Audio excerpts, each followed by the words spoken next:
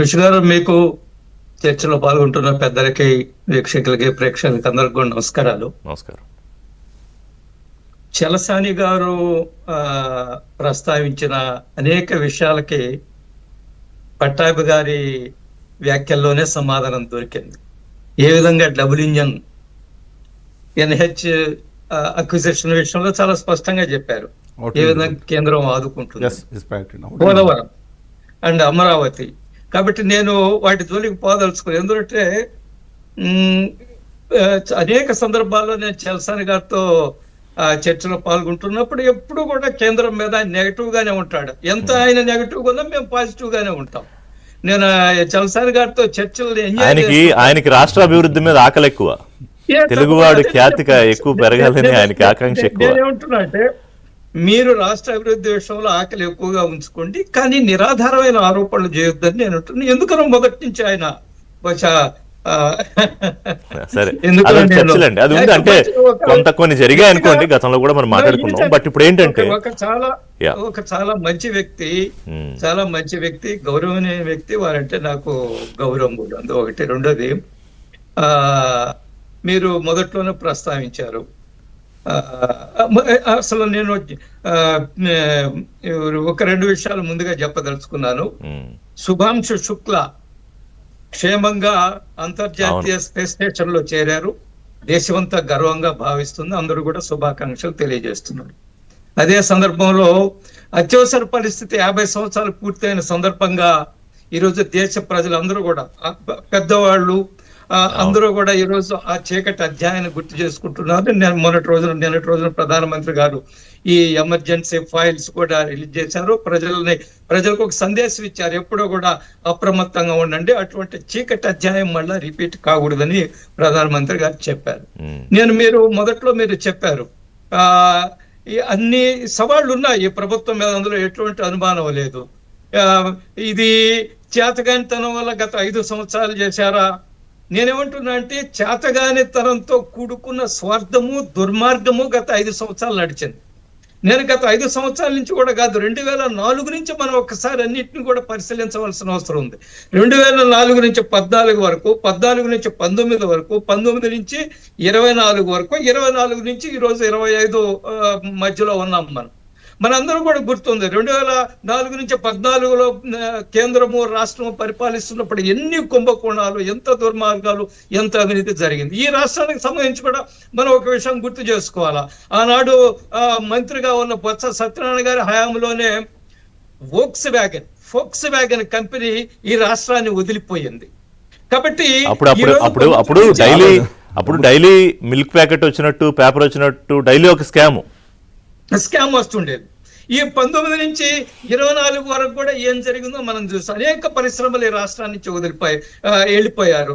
Lulu company ఈ రోజు వస్తూ ఉంది. మేము జీవితంలో ఎప్పుడు రాష్ట్రంలో అడుగు పెట్టమన్న వాళ్ళు కూడా ఈ రోజు రాష్ట్రంలో వాళ్ళ యొక్క కార్యకలాపాలు ప్రారంభించడానికి సిద్ధంగా ఉన్నారు. మనం చూసాము అమర్ రాజా బ్యాటరీ, మనం చూసాము వాళ్ళు ఎంత పెద్ద వ్యవస్థలో వాళ్ళు కూడా 7-8 కోట్ల రూపాయలకు సంబంధించి వాళ్ళ పరిశ్రమలు తీసుకుపోయి తెలంగాణలో పెట్టుకున్నారు. అమర్ రాజా బ్యాటరీ అధినేత ఈ రాష్ట్రంలో ఒక ప్రజా ప్రతినిధిగా ఉన్నాడు. ఈ రాష్ట్ర ప్రయోజనం కోసం పనిచేసే వ్యక్తి. అటువంటి వ్యక్తి కూడా ఎంత మనస్తాపానికి గురయ్యి, ఇక్కడ పరిశ్రమల వాతావరణం లేదు, ఇక్కడ రాజకీయ కక్షలు ఉన్నాయని తెలిసిపోయి 8,000 కోట్లతోటి ఆయన తెలంగాణలో కూడా ప్రారంభిస్తున్నారు. ఆయన ఇప్పుడు పునరాలోచన చేస్తారేమో మనం చూడవలసి ఉంది. నేనేమంటున్నా అంటే, నాకు బాగా వాజ్పేయి గారు చెప్పిన మాటలకు బాగా గుర్తిస్తుంటాను. మాకెప్పుడు కార్యకర్తల సమావేశంలో చెప్తుంటా, సూర్యుడు ఉదయిస్తాడు, అంధకారం పటాపంచలవుతుంది, అంధకారం తొలగిపోతుంది, చీకటి తొలగిపోతుంది, కమలం వికసిస్తుందని. కాబట్టి ఈరోజు ఆంధ్రప్రదేశ్లో అంధకారం తొలగిపోయింది. ఈరోజు వికసిత భారత్ వైపు ఈ రాష్ట్ర ప్రభుత్వం అడుగులేస్తుంది. ఆ సవాళ్ళు లేవా? మీరు ముందే చెప్పారు, అన్ని బాగున్నాయని ఎవరు కూడా చెప్పలేరు. ఈ చర్చలో పాల్గొనే వాళ్ళు ఎవరూ చెప్పలేరు. సమస్యలు లేవా? సమస్యలు ఉన్నాయి, అందులో ఎటువంటి అనుమానం లేదు. గత 5 సంవత్సరాల్లో జరిగిన విధ్వంసాన్ని, అది ఆర్థిక విధ్వంసం కానీ, రాజకీయ విధ్వంసం కానీ, లేదా వ్యవస్థను సర్వనాశనం చేయడం కానీ, ఇవన్నీ కూడా ఈ ప్రభుత్వం ముందు సవాళ్లు ఉన్నాయి. చాలా పెద్ద సవాళ్లు ఉన్నాయి. రాష్ట్రాన్ని సరైన గాడిలో పెట్టడము, రెండోది సుపరిపాలన అందించడము, రాష్ట్రంలో ఉండే సమస్యలు పరిష్కరించడము, పేద ప్రజల దగ్గరికి ఏ విధంగా ఈ యొక్క పథకాలన్నీ కూడా చేరడము, పథకాల్లో ఎక్కడా కూడా అవినీతి జరగకుండా చూడడం, ఇవన్నీ కూడా ప్రభుత్వం ముందు సవాళ్లు ఉన్నాయి. ఇప్పుడు సూపర్ 6 అనేది చాలా పెద్ద సవాలు కదా. కొన్ని ఇప్పటికే పూర్తి చేశాం, కొన్ని మళ్ళీ ఆగస్టు 15 చేస్తున్నారు. మహిళలకు కూడా వాళ్ళ యొక్క నెలకిచ్చే ఇవ్వాలని చేసిన ప్రామిస్ ఏదైతే ఉందో అది కూడా నిరుద్యోగ భృతి విషయంలో కూడా ప్రభుత్వం తీవ్రంగా ఆలోచిస్తుంది. అర్హులైన వాళ్ళందరినీ కూడా ఏ విధంగా ఎంపిక చేసి నిరుద్యోగ భృతి ఇవ్వాలా. ఈరోజు రాష్ట్రంలో ఒక సానుకూల వాతావరణం, ప్రజలకు ఒక విశ్వాసము, ఇక్కడ ఒక ప్రభుత్వం ఉంది, ఒక నాయకుడు ఉన్నాడు, ఒక అనుభవం గల నాయకుడు ఉన్నాడు. కాబట్టి ఈ సమస్యల పట్ల పరిష్కారం జరుగుతుంది, కొంత సమయం పడుతుంది. కానీ రాష్ట్రంలో జరుగుతున్న సమస్యలు ఏమంటే ఉన్నాయి. లా అండ్ ఆర్డర్ ప్రాబ్లం ఉంది, కొన్ని దగ్గర దౌర్జన్యాలు జరుగుతున్నాయి, కొన్ని దగ్గర మహిళల మీద దౌర్జన్యాలు. కానీ జరిగినప్పటికీ కూడా జరిగినట్టు ఏ విధంగా ఈ రాష్ట్ర ప్రభుత్వం స్పందిస్తుంది, ఏ విధంగా ఈ రాష్ట్ర ప్రభుత్వం వెంటనే చర్యలు తీసుకున్నది అనేది మీకు పూర్తిగా ఎంత నక్కకి నాగలోకానికి కొంత తేడా ఉంది. గత ప్రభుత్వానికి ఈ ప్రభుత్వానికి అంత పెద్ద తేడా ఉంది.